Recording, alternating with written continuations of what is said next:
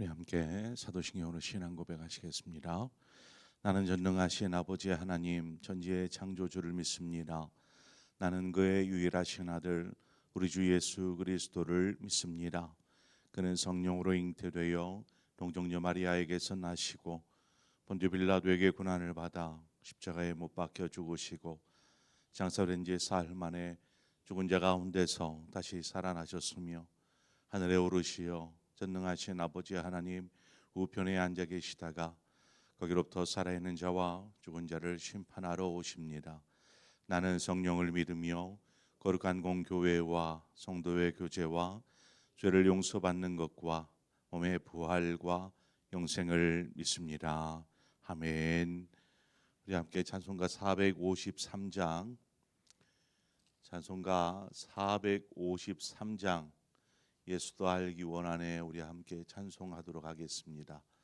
찬송가 453장입니다.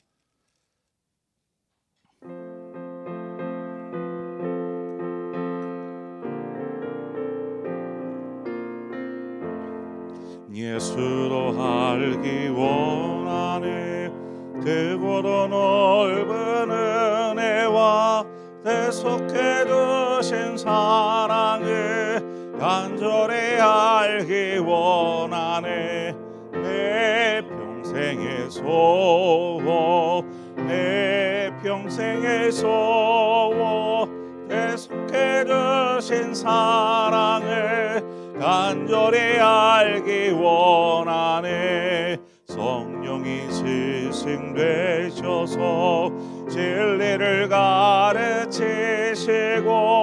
거룩한 뜻을 깨달아 예수를 알게 하소서 내 평생의 소원 내 평생의 소원 대속해 주신 사랑을 간절히 알기 원하네 성령의 감화 받아서 하나님 말씀 배우니 그 말씀 안절안절히 내 맘에 교훈되도다 내 평생의 소원 내 평생의 소원 대속해 주신 사랑을 간절히 알기 원하네 예수가 계신 보좌는 영광에 들려있도다 평화의 왕이 오시니 그 나라 왕성하도다 내 평생의 소원 내 평생의 소원 대속해 주신 사랑을 간절히 알기 원하네. 아멘. 하나님 말씀 보겠습니다. 욥기 6장 24절에서 30절의 말씀입니다. 욥기 6장 24절에서 30절의 말씀을 우리 함께 교독해서 보겠습니다. 내게 가르쳐서 나의 허물된 것을 깨닫게 하라. 내가 잠잠하리라.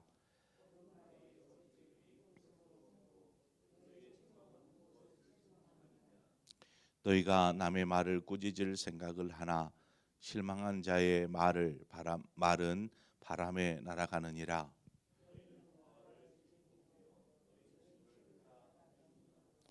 이제 원하건대 너희는 내게로 얼굴을 돌리라. 내가 너희를 대면하여 결코 거짓말하지 아니하리라.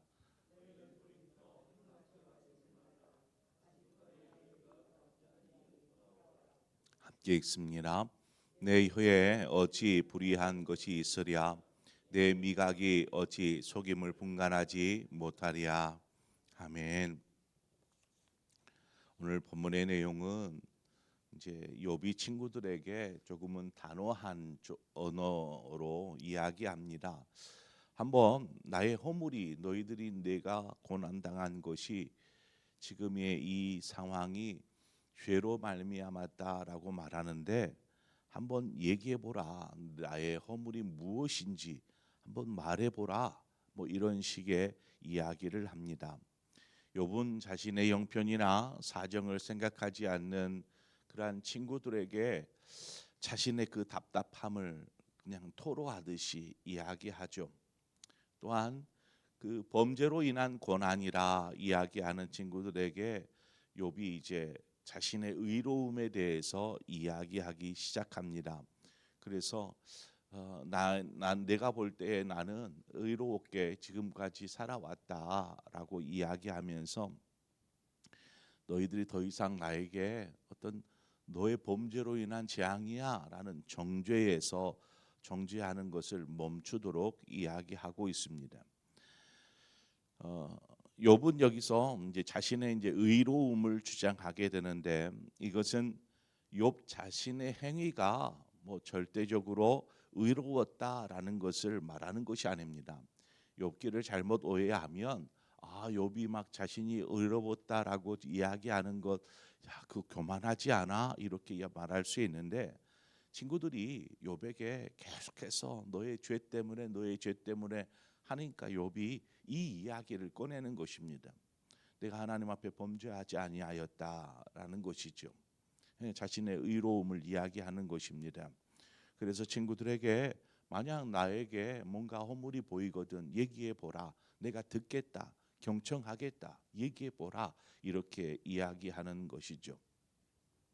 세상에 의로운 사람이 어디 있겠습니까? 세상에 욥기 9장 2절에 가보면 진실로 내가 이 일이 그런 줄을 알거니와 인생이 어찌 하나님 앞에 의로우리야 이렇게 말합니다. 인생이 어찌 하나님 앞에 의롭겠느냐라는 것이죠. 욥 자신도 그것을 알고 고백하는 것입니다. 그래서 욥이 자신의 의로움을 드러내려고 했다. 이것은 뭔가 좀 어폐가 있는 것이죠. 로마서 3장 10절은 이렇게 말합니다. 기록된 바 의인은 없나니 하나도 없으며 의인은 없다라는 것입니다. 이 세상에 의인이라고 찾을 수 있는 사람이 있을까요? 모든 사람은 죄 아래에 있기 때문에 의롭다라고 이야기할 수 없는 것입니다. 하나님께서 주신 율법으로 의로워질 수 있을까? 율법을 우리가 100% 지키는 사람이라면 의로운 사람이라고 이야기할 수 있습니다. 그러나 율법을 그렇게 완벽하게 만족시킬 수 있는 사람 또한 없기 때문에 의로운 사람은 없다라고 말하는 것입니다. 로마서 3장 20절은 말합니다. 율법의 행위로 그의 앞에서 의롭다 하심을 얻을 육체가 없나니 율법으로는 그저 죄를 깨달음이니라 이렇게 말합니다. 문제는 의롭지 않으면 구원을 얻을 수 없다라는 것입니다. 하나님이 보실 때에 하나님은 공의의 하나님이시기 때문에 의롭냐 의롭지 않으냐 이것이 구원의 어떤 조건이 되는 것이죠. 의로워야 구원에 이를 수 있습니다. 자, 그러면 사람이 어떻게 의로워질 수 있을까요? 우리는 구원받았다라고 말하잖아요. 나는 예수 그리스도를 믿기 때문에 구원받았습니다라고 이야기하는 것과 당신이 의로우니까 당신은 구원받은 사람입니다라고 말하는 것 어떤 차이가 있을까요? 이 부분들을 잘 이렇게 이해하시기를 바랍니다. 갈라디아서 2장 16절에 가보면 사람이 의롭게 되는 것은 율법의 행위로 말미암음이 아니요 오직 예수 그리스도를 믿음으로 말미암는 줄 알므로 우리도 그리스도 예수를 믿나니 이는 우리가 율법의 행위로서가 아니고 그리스도를 믿음으로써 의롭다함을 얻으려 함이라. 율법의 행위로서는 의롭다함을 얻을 육체가 없느니라. 이렇게 말씀하고 있습니다. 자, 여기에서 두 가지를 다 얘기를 하고 있어요. 의롭다라는 것과 믿음이라는 것. 뭐 종종 들어보셨을 것입니다. 한자어이지만 이신칭의라는 말이 있죠. 앞에 있는 이신 믿음으로써 칭의, 의롭다, 칭함을 넣는 것, 이것을 이신칭의라고 합니다. 그래서 우리가 예수 그리스도를 믿을 때에 하나님께서 우리를 의롭다 여기시는 것이죠. 이것이 이신칭의입니다. 사도 바울이 재차 강조하는 것이 그렇습니다. 율법을 지켜서 의롭다함을 받을 수 있는 사람은 없고 오직 예수 그리스도를 믿는 믿음으로써 의로워질 수 있다라고 말합니다. 이것이 이제 그 오직 믿음으로 의롭다 하심을 얻는 것을 말하는 이신칭의인데, 그러면 믿음, 우리가 이야기하는 그 믿음은 그 자체에 우리를 의롭게 할 능력이 있는 것이 아닙니다. 믿음이 우리를 의롭게 해서 구원에 이르게 하는데, 믿음이라는 것이 우리를 의롭게 하는 능력이 있는 것이 아니고 믿음이 예수 그리스도와 우리를 연결해 주기 때문에 그 다음에 구원에 이르게 되는 것입니다. 왜 예수 그리스도와 연결되어지는 것이 중요할까요? 우리가 믿는 게 무엇입니까? 예수님께서 나를 위해서 나의 죄를 대신하여 십자가에 달려 죽으셨다, 부활하셨다, 승리하셨다, 이것을 믿는데 이것하고 나의 구원하고 어떤 연관이 있을까요? 그것은 예수 그리스도가 십자가의 죽으심이 나의 죄의 문제를 해결하셨다라는 이 믿음입니다. 나의 죄의 문제가 해결되었으므로 나는 죄 사함을 얻은 사람이 되는 것이죠. 그러니까 우리의 어떤 그 죄를 범하지 않은 우리의 모습이 우리를 구원에 이르게 한 것이 아니고 예수님께서 나의 죄의 문제를 해결해 버리심으로 나는 의로운 사람이 되어 버린 것입니다. 믿음은 바로 그것입니다. 예수 그리스도를 믿을 때에 우리가 의롭다함을 얻게 하는 그 연결의 통로가 되어주는 것이죠. 믿음은 예수 그리스도를 통한 은혜의 수단이며 또 주님께서 온전히 이루신 의, 그 의를 우리에게 연결 지어주는 통로입니다. 그러니까 믿음이 우리를 구원에 이룰 수 있도록 연결 지어주는 것이죠. 이것을 기억해야 합니다. 그래서 의로움이라는 것은 우리 스스로 뭔가를 해서 의로워진 것이 아니고 전적인 주님의 은혜인 것이죠. 주님의 은혜로 우리는 의로워졌습니다. 그 은혜로 말미암아 믿음으로 주님의 그 구원을 우리는 하나님의 선물로 받게 된 것이죠. 여기서 한 가지 이제 오해를 불러올 수 있는 부분이 하나가 있는데 뭐냐면, 그러면 우리가 예수 그리스도를 믿기만 해서 구원에 의롭다함을 얻어 구원에 이르게 되는데, 그러면 그냥 믿음만 있으면 되니까 우리의 삶의 모습이나 우리의 행위는 뭐 아무렇게나 해도 상관없는 것입니까? 그냥 믿음만 있으면 되는 것입니까? 이런 질문을 해볼 수 있습니다.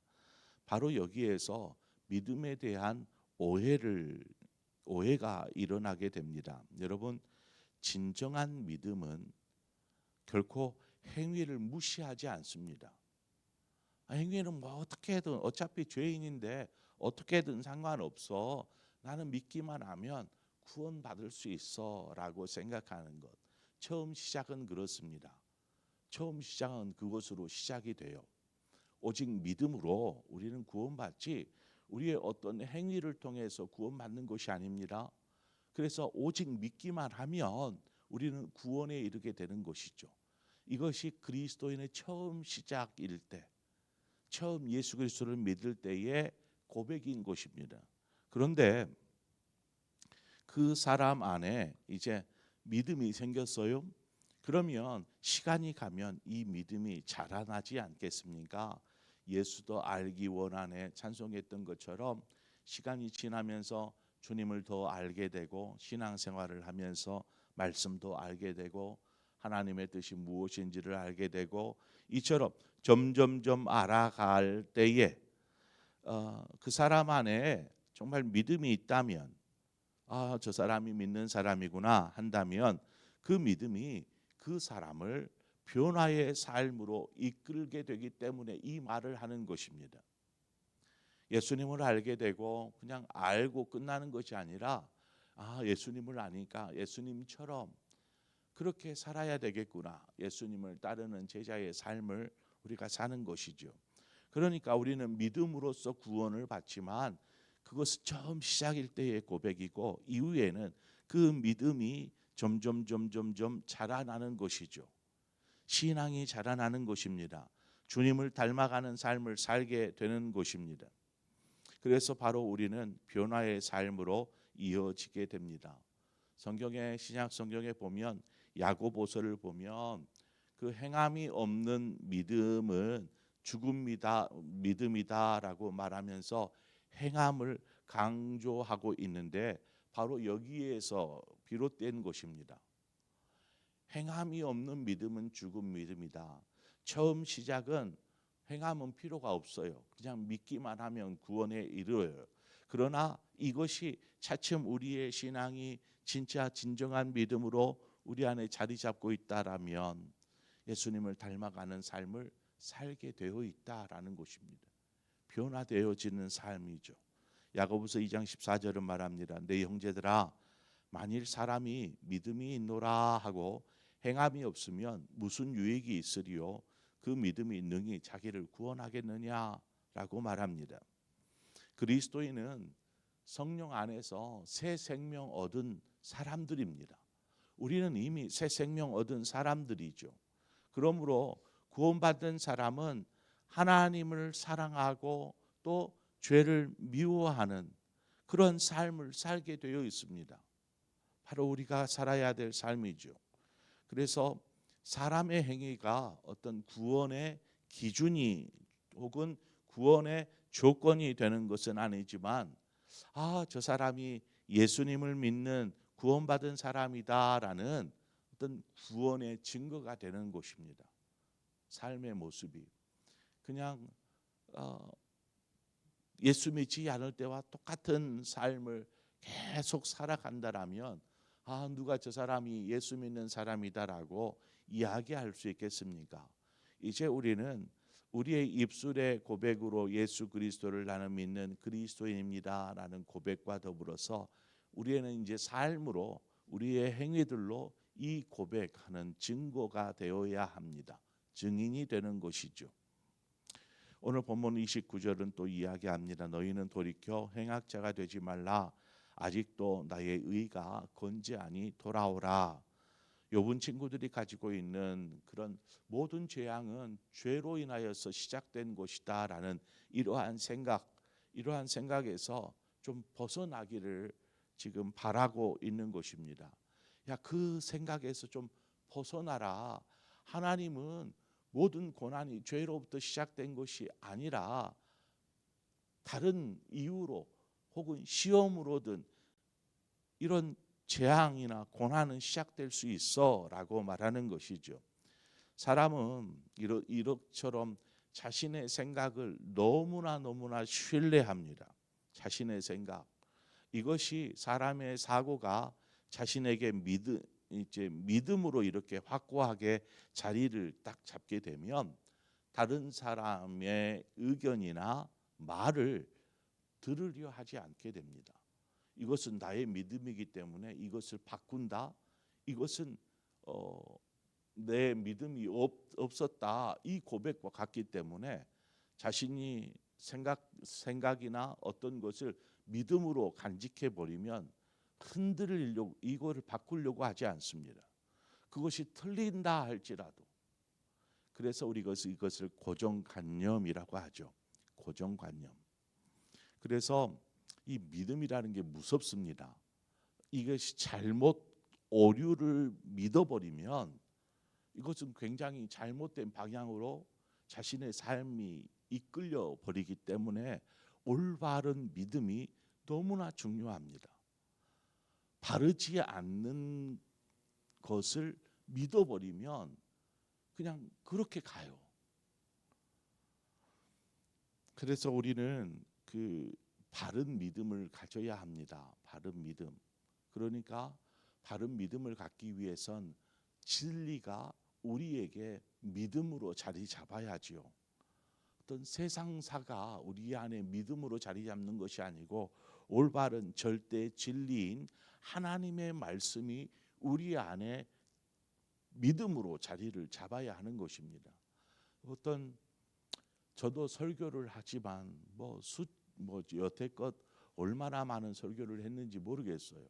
근데 제가 이렇게 설교하는 거를 보면 이제 처음 막 이렇게 설교할 때에 이제 그 목회 초창기 때에 했던 설교들 중에는 제가 틀리게 이야기한 게 있어요. 틀리게.